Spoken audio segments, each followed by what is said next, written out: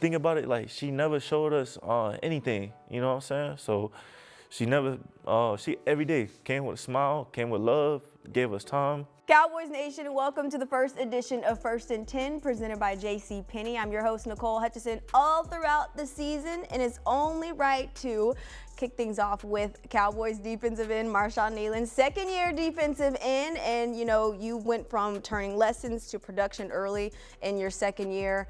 Taking it 10, Hurts to the air. Pressure on here, and there's the first sack of the season. And Kenny Clark is involved in it along with Marshawn Kneeland. Talk about that sack, what you saw and what you felt in that play. I know that I'm, supposed to go down inside, so I'm trying to, set up my demeanor of telling him, okay, I've been blitzing off the edge, telling him that. So then the play snap, and it's like, okay, I get my reads. It's like, oh, this is a pass.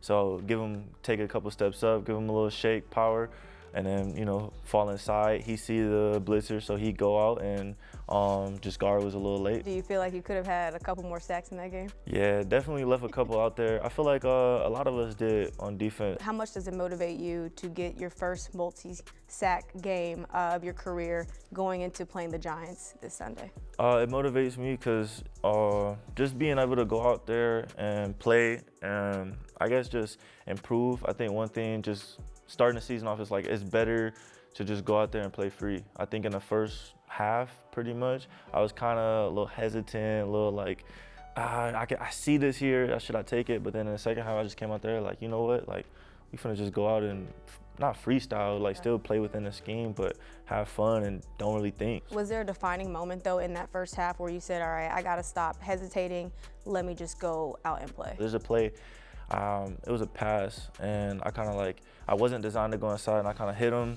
and I'm like, I see the inside, and like, should I take it?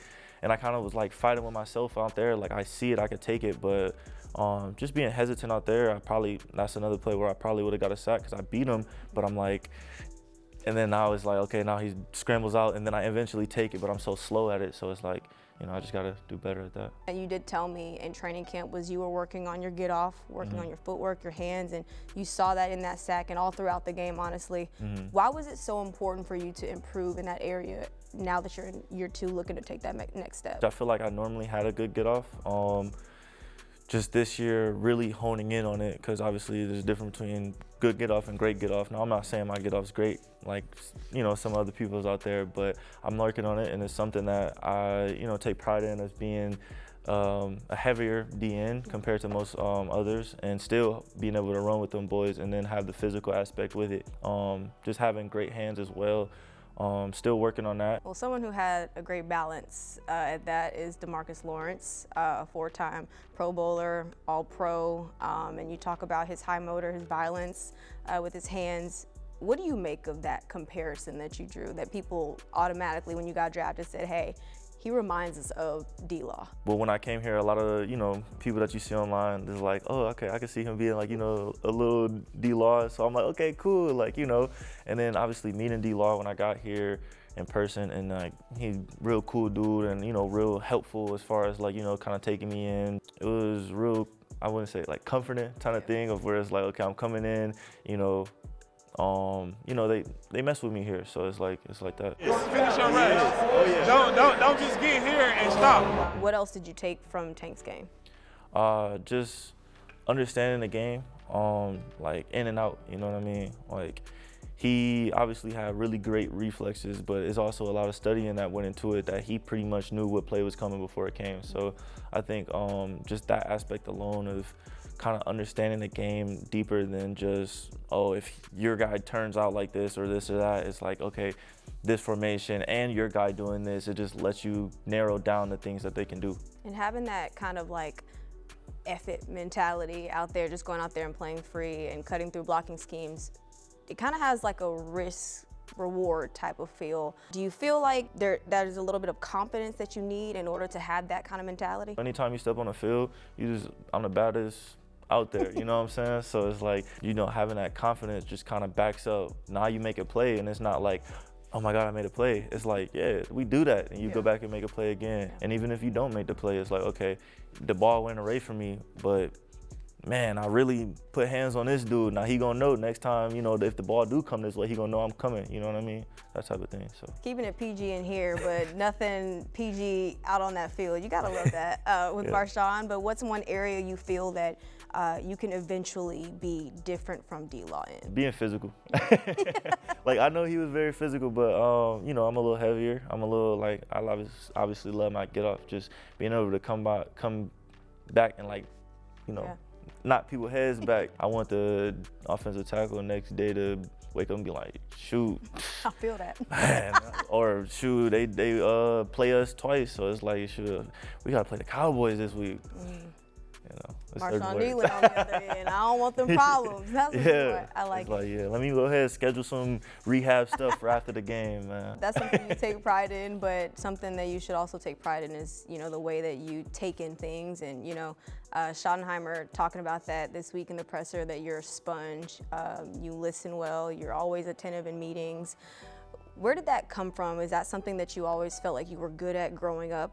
I think it just like comes from as a child, just always wanted to be in there, and I tried not to take anything for granted. Sometimes it happens, and you know, you just got to talk to yourself and be like, you know, like I always wanted to be here, so let's not take it for granted. You know, let's lock in, let's do the things that we have to do a little extra, and, you know, and a little extras, you know, meetings as well. I feel like that's kind of been like the theme for your entire life, your career.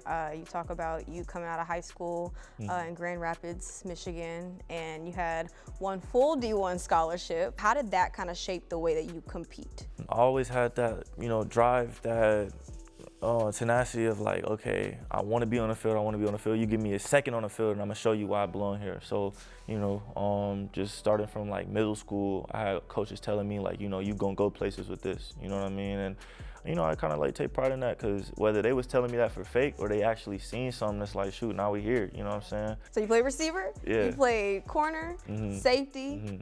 How have those positions helped you play defensive end? I think just having the footwork. So footwork and running. I got to high school at Godwin Heights. You know, I was the biggest guy. You know what I mean? Like, I was still skinny. I was still like very weight-wise, I was small. But like, I was tall, lengthy, this and that. So they was like, try D-line. And then they said, try O-line too. And I was like, I can't do O-line. But then D-line, I just fell in love with it. Second, they moved me down, and I was like speedy off the edge type. I broke the school record for sacks my junior year, which I still have it. I know there's a couple guys there that's trying to break it right now, but you know what I'm saying? So they still have it now. And then after that, I was kind of like, okay, a lot of colleges was saying I'm undersized. So then I came back and was like, put on weight.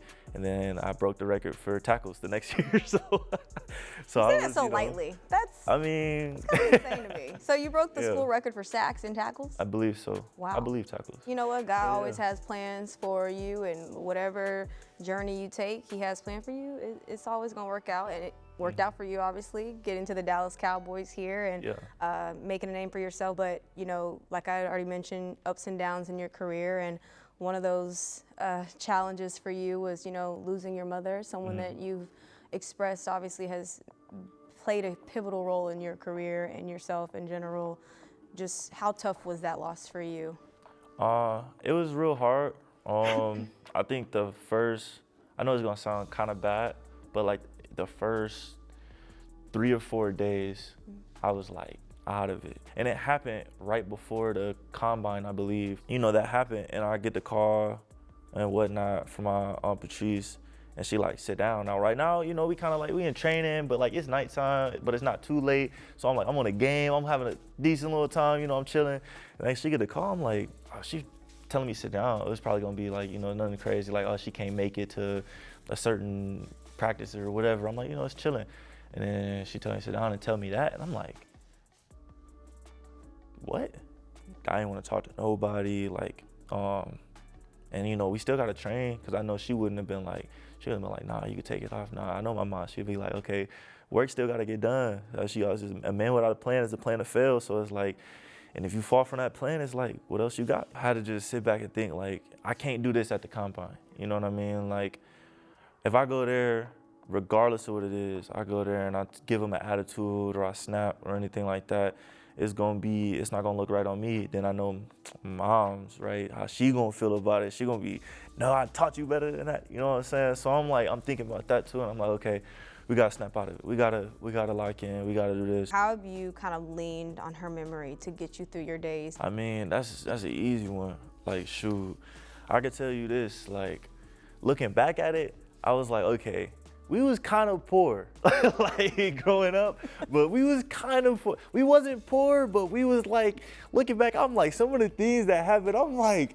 thinking about it, you know what I'm saying? But moms, she never complained, never talked about it, never stressed, gave us everything we needed and more. And, you know, every day got up to work regardless of what happened, you know what I'm saying? So it's like, she was one of them where it's like, and I believe me, she had stuff going on, and obviously I ain't gonna tell her business here, but she had a lot going on from when she was like 15 all the way until, you know, the very end. Always had a lot going on. So, you know what I'm saying? Just think about her memory and stuff like that. Like, she never showed us, you know what I'm saying? So, I'm sorry. You're good. You're good. You're good. She think about it, like, she never showed us anything, you know what I'm saying? So she never, she every day came with a smile, came with love, gave us time, working full time, still taking care of 2 kids pretty much by herself. And you know what I'm saying? It's like you putting a world on her shoulder and looking at us with a smile on her face, and we'll never know, you know what I'm saying? So it's stuff like that, like I thought about and still do. And just like, okay, probably, without a shadow of a doubt, one of the hardest workers I ever known in my life. Is that something that you can say you kind of taken from your mom, that hard-working mentality? Mm-hmm. Absolutely. Definitely, yeah. Just between her and my papa still, I get it for both of them. Let me just say this, I know your mom is 100% proud of you and everything that, you know, you're doing and everything you've accomplished. So I do want you to know that. But, you know, getting back to football, when you look back at the 2025 season, what are you hoping that Marshawn Kneeland accomplishes with the Dallas Cowboys? For sure. Obviously, you know, the goal is Super Bowl. So first of all, I got to throw that out there. And honestly, I've never been too big of a stat person. I always just, anytime you look back on film, you feel me. As long as you look back on there and it's like, okay, I'm running around, I'm knocking heads back, I'm doing what I can and doing it to the best of my ability, you know, I'm happy with that. We're looking forward to keep seeing it against the Giants. Kickoffs at noon. We'll see y'all in AT&T Stadium. Marshawn Kneeland, thank you so much, and I appreciate you. Thank you.